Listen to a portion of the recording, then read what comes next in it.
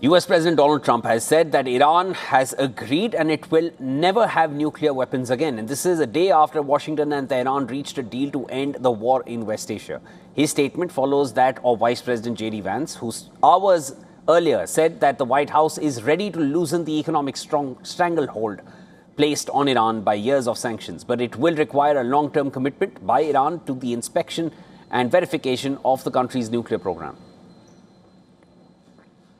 And I think the Iranians fundamentally have a good choice here in front of them, whether to be a normal country or whether to be a country that continues to pursue a nuclear weapon, which they now have no capacity to do.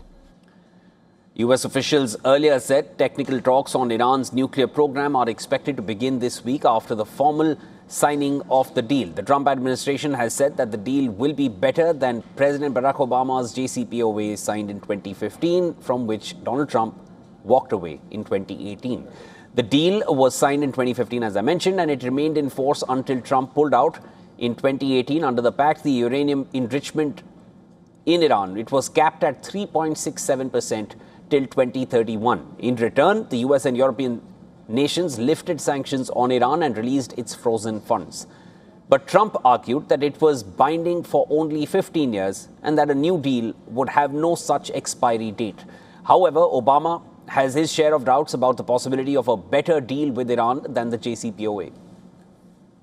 It is doubtful that any agreement that arises is going to be significantly different or a significant improvement from the deal that we had in the first place and had worked for a long stretch of time before the United States pulled out of it. So I'm hopeful that bombing stops and ordinary people are no longer suffering as a consequence of the war.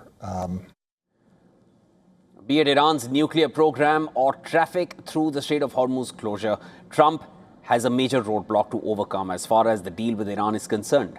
Israel will not be a signatory, and if the US president fails to convince Netanyahu to withdraw Israeli troops from Lebanon, the entire deal could collapse. Netanyahu, on Monday, minced no words, said that Israel will stay in the buffer zone in southern Lebanon and will not allow Iran to have a nuclear weapon. For decades, I have been fighting Iran's efforts to acquire nuclear weapons. I can define this as my life's mission. I have upheld it until now, and I will uphold it in the future as well. With or without a deal, Iran will not have nuclear weapons. Not today and not tomorrow.